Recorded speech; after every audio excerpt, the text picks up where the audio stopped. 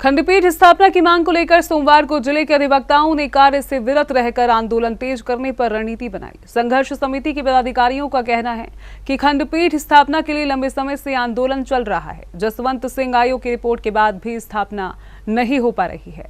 2001 में आंदोलन कर रहे वकीलों पर पुलिस ने लाठीचार्ज किया, जिसमें कई अधिवक्ता घायल हुए थे।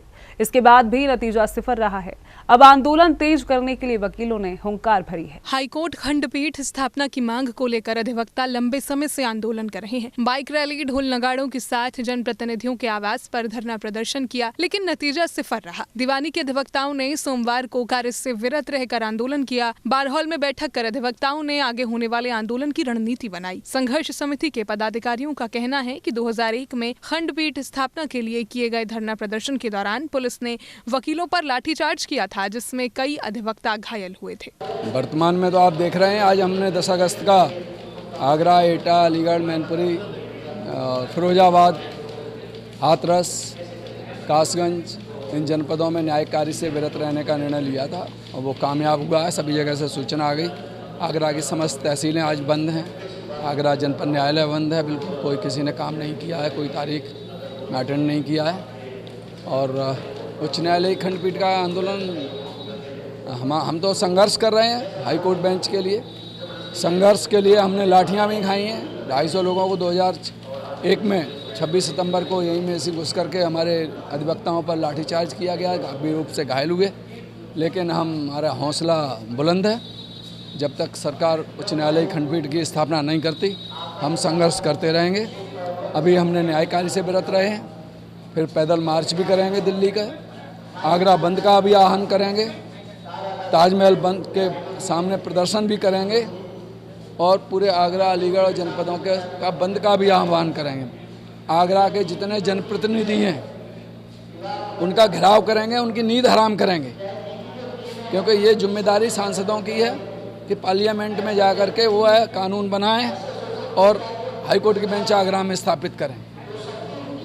आगरा का नेतृत्व बहुत कमज़ोर है, चाहे वो किसी दल का हो। वो अपने शीर्ष नेतृत्व से ये नहीं कह सकता कि उच्च न्यायालय खंडपीठ आगरा में बनाओ, वरना हम पार्टी छोड़ देंगे। अगर किसी भी पार्टी के, शासक पार्टी के प्रतिनिधियों में इतनी हिम्मत होती तो आज आगरा में उच्च न्यायालय खंडपीठ बन जाती। ये हम आगरा में जो उच्च न्यायालय खंडपीठ का आंदोलन है, ये वकीलों के हित के लिए नहीं है, ये जनता के लिए है। जैसे इलाहाबाद में 500 किलोमीटर दूर जाना पड़ता है, ये कर्मचारियों के लिए, नागरिकों के लिए, जूता उद्योग में काम करने वाले लोगों के लिए, ताजमहल पर काम करने वाले लोगों के लिए।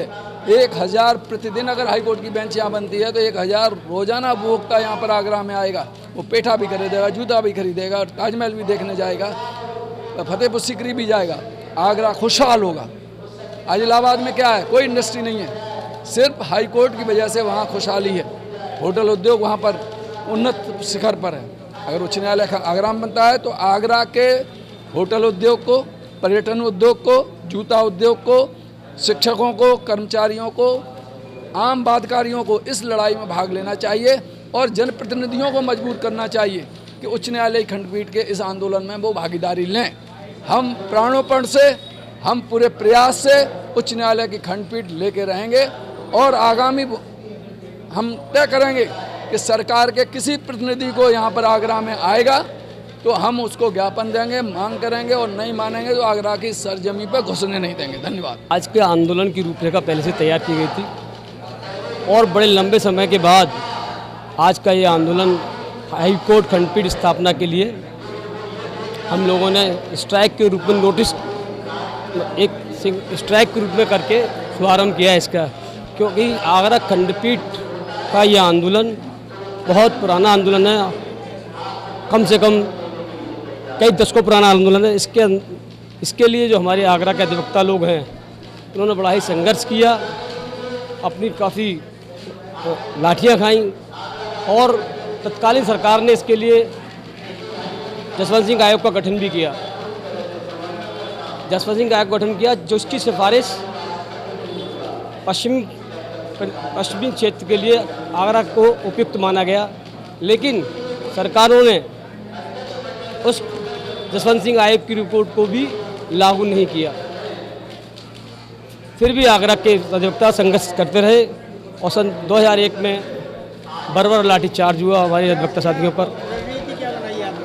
अब रणनीति यही है कि हम इस आंदोलन में अधिवक्ताओं के साथ साथ आगरा की जनता को, आगरा मंडल के लोगों को, अलीगढ़ मंडल के लोगों को, और क्योंकि ये अगर खंडपीठ आगरा में आती है तो खाली अधिवक्ताओं का ही लाभ नहीं है, इसके अंदर आगरा की जनता का, आगरा के नज़दीक मंडलों का, सबका ही इसमें हित है।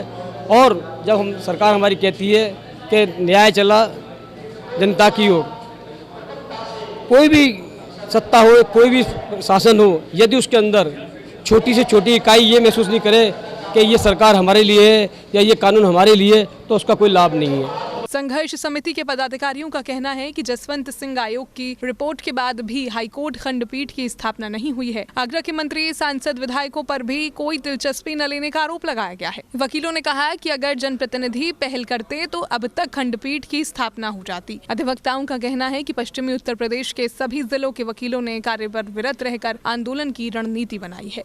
आगरा के दीवानी के सभी अधिवक्तागण हाई कोर्ट बेंच की डिमांड के फेवर में सभी लोग कार से विरत रहे हैं। पूरा काम बंद रहा है। सब ने, कोर्ट ने भी सहयोग किया और वादकारियों ने भी सहयोग किया और अधिवक्ताओं ने भी सहयोग किया। आगे रणनीति ये है कि बहुत दिनों से ये कार्यक्रम शांति से चल रहा था।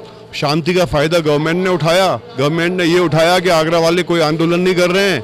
ये बात हम तक भी पहुंची, तो अब उनको ये बताना है कि आगरा के एडवोकेट्स सो नहीं रहे हैं, जगे हुए हैं, सावधान कर रहे हैं उनको, और आगे जरूरत पड़ेगी तो इस आंदोलन को आगे बढ़ाते चले जाएंगे। दीवानी में प्रभात फेरी निकालने के बाद अधिवक्ता बार हॉल में पहुंचे। इसके बाद वकीलों ने अपने अपने विचार व्यक्त किए। अधिवक्ताओं ने कहा कि खंडपीठ की स्थापना होने से अधिवक्ताओं को नहीं बल्कि वादकारियों को भी फायदा हो गया। वादकारियों को प्रयागराज की दौड़ लगानी पड़ती थी, इसमें उनका काफी खर्चा होता है। आगरा में खंडपीठ की स्थापना होने पर वकीलों के साथ वादकारियों को लाभ मिलेगा। सी न्यूज के लिए उमेश शर्मा की रिपोर्ट।